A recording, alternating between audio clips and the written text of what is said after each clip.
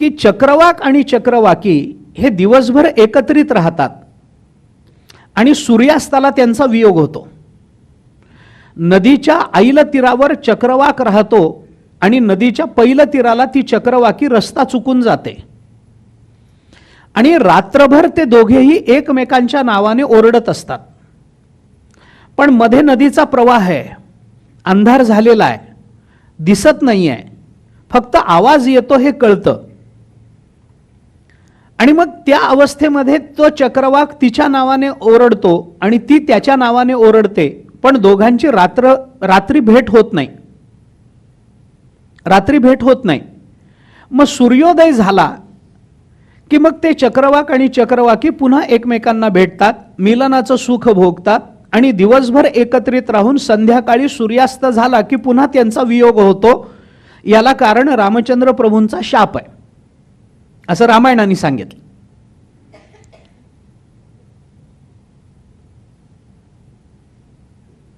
सांगतोच. सीतेच्या वियोगाने रामचंद्र प्रभू आणि लक्ष्मण पुढे निघालेले असताना एका झाडावर चक्रवाक आणि चक्रवाकी बसलेले आहेत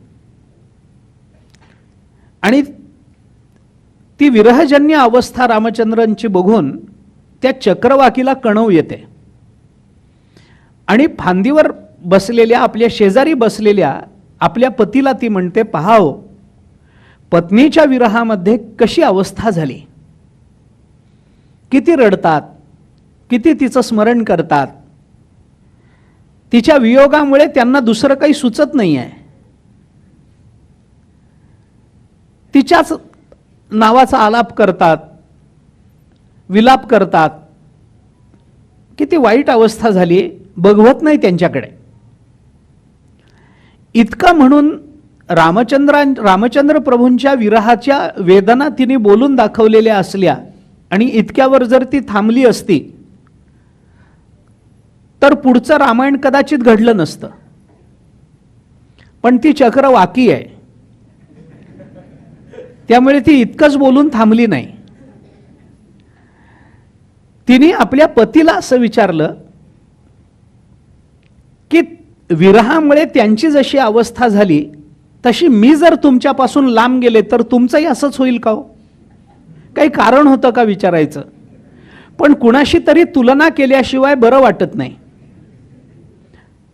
तुम्ही असाच विलाप कराल का, तुम्हाला इतकंच दुःख होईल का, असं जेव्हा तिने आपल्या पतीला विचारलं त्यावेळेला तिच्या पतीनं असं सांगितलं की आपल्या स्त्रीला घरात एकटं सोडून नसलेल्या सोन्याच्या हरिणाच्या मागे लागायला मी काही रामासारखा मूर्ख नाही आहे, असं तो चक्रवाक पक्षी आपल्या पत्नीला बोलला.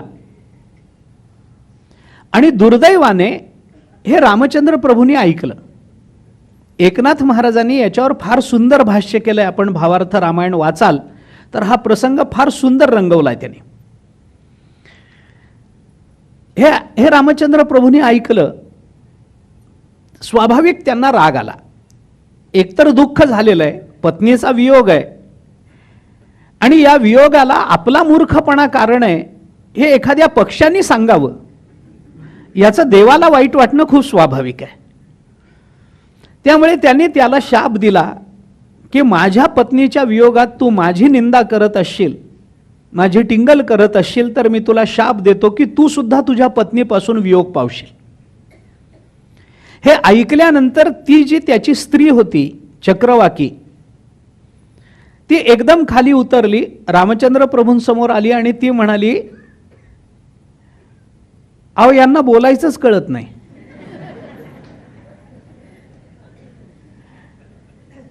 कुठे बोलावं, काय बोलावं, कसं बोलावं यांना कळतच नाही हो.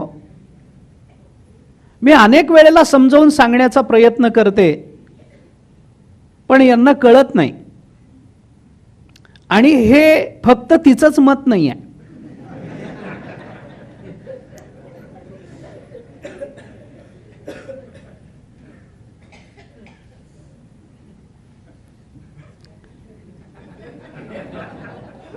मला माहित नाही कुणाकुणाला काय काय आठवलं.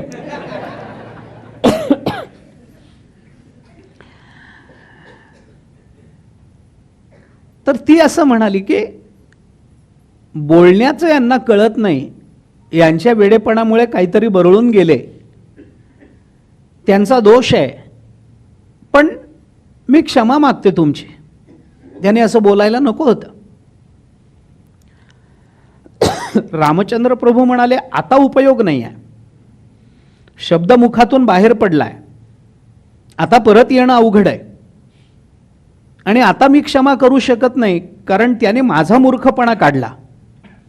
ती म्हणाली, तो त्यांचा वेडेपणा आहे, त्यांनी असं बोलायला नको होतं, पण त्यांना तुम्ही काही शिक्षा करायची असेल तर करू शकता, पण तुम्ही त्यांना दिलेल्या शापामुळे विनाकारण मला त्रास होतोय, कारण तुमचा शाप तू तुझ्या पत्नीपासून वियोग पावशील असा आहे. माझा काय दोष आहे? मी का पती वियोगाचं दुःख भोगायचंय माझा दोष नसताना? रामचंद्र प्रभू म्हणाले, बरोबर आहे, तुझ्यावर अन्याय करण्याचं काही कारण नाही आहे, कारण याला कळत नसताना सुद्धा तू त्याच्याशी लग्न केलंयस, एवढी शिक्षा तुला बहुतेक पुरेशी आहे. त्यामुळे मी थोडासा त्याच्यात बदल करून असं सांगतो की दिवसभर तुम्ही एकत्रित राहाल आणि रात्री वेगळे व्हाल.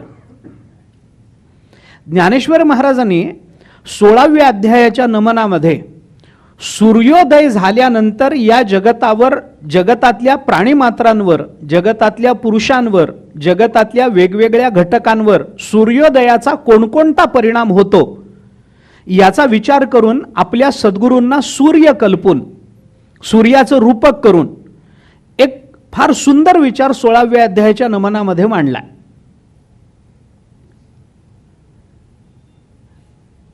लिंग देह कमळाचा, पोटी वेचतया चित भ्रमराचा, बंदिमोक्ष जयाचा उदयला होय, शब्दाचिया आसकडी, भेद नदीच्या दोही थडी, आरडते विरहवेडी बुद्धिबोधू, तया चक्रवाकाचे मिथुन, सामरस्याचे समाधान, भोगवी जो चिदगगन भुवन दिवा. ज्ञानोबा यांच्या या तिन्ही ओव्या महत्वाच्या आहेत, कारण या तिन्ही ओव्यांचा मिळून संदर्भ रामायणात आहे. ज्ञानेश्वर महाराज म्हणतात की रामचंद्र प्रभूंनी दिलेला शाप, हा शाप ही अविद्या आहे. या शापामुळे, या अविद्येमुळे झालंय काय की तो चक्रवाक आणि ती चक्रवाकी ही रात्रीच्या वेळेला वेगळे होतात.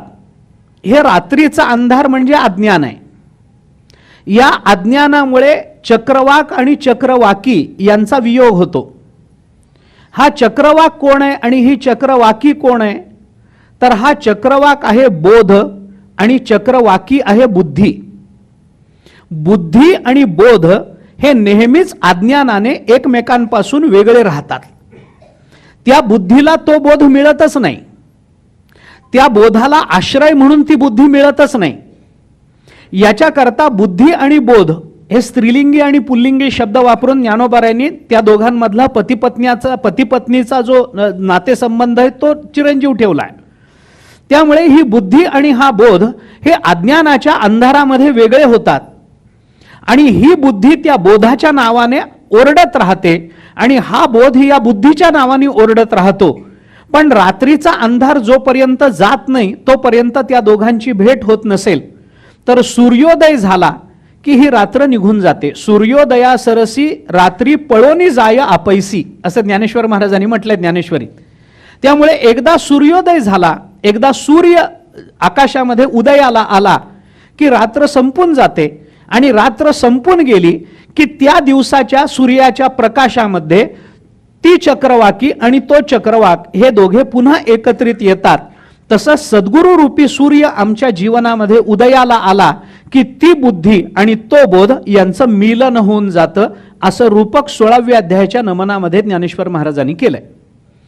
आता याच्यामध्ये आपण कुठून सुरू केला होता हा विचार की ज्ञानेश्वर महाराज म्हणतात इंद्रिय जोपर्यंत मध्ये आहेत आणि इंद्रियाचं माध्यम करून जर आपण त्या बोधाचा बोधाचा आणि बुद्धीचा एकत्रित आणण्याचा विचार करत असू तर ते होणार नाही. कारण इंद्रिय कधीच बुद्धीला बोधापर्यंत जाऊ देत नाही. इंद्रिय मदतनीस असली तरी सुद्धा इंद्रिय प्रतिबंधक होत असतात. मदत करणारे शेवटपर्यंत मदत करतात असं नाही, ते कधी कधी प्रतिबंधकही होतात. तशी इंद्रिय प्रतिबंधक होतात. मग काय केलं पाहिजे? त्या इंद्रियाला बाजूला करून आम्हाला त्या बोधाचा स्वीकार करता आला पाहिजे. म्हणून जो इंद्रिया ते चोरोनी जेवी तयासीच फावे, आणि इंद्रियाला चोरून कसं जेवायचं असतं याची आचारसंहिता म्हणजे अनुभवामृत आहे.